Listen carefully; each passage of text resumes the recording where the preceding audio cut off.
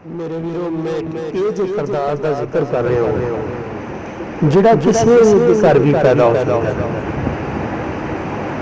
वो जमांदरू ऐसा नहीं सी पर उन्होंने हालात ये साडा मुआशरा खुदगर्ज इंसानियत उन्होंने इस राह दे ला देंदी है ते मेरे वीरों इसने गौर न सुनिया और कोशिश करा जी कि कोई होर इस कहानी का हिस्सा न बने।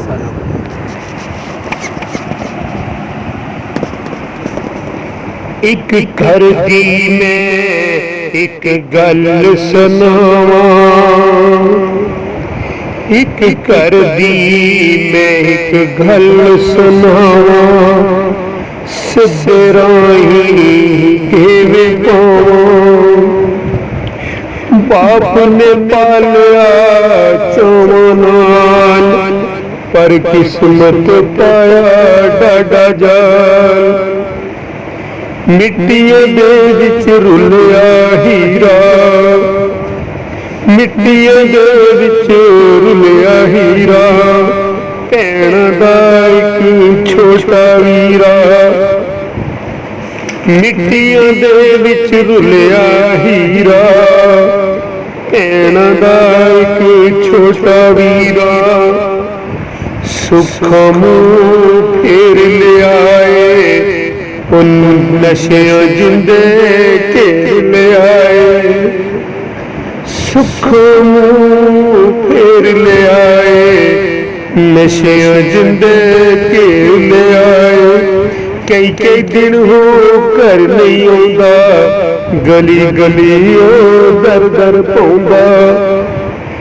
अपनी ओनू खबर न कोई जिदों दी जेही हालत होई। दिन राती भौंदा रहिंदा, दिन राती भौंदा रहिंदा, अखां विच कुछ कहंदा रहिंदा।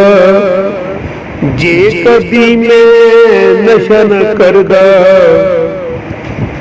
जे कदी मैं नशा न करदा, बाप मेरा नाम मैनू हरदा। जे कदी मैं नशा न करदा, बाप मेरा नाम मैनू हरदा। मां मेरी उडीक दी रहिंदी, बैठी कंधां लीकदी रहिंदी। पाया जिदों दा गल विच था, मुक गए जग तो सारे चाऽ। पाया जिदों दा गल विच था, मुक गए जग तो सारे चाऽ। मेरी नहीं हुण चलदी वार, पै गया सुन पुठी राह। टुर गए मेरे जग तो मापे, टुर गए मेरे जग तो मापे।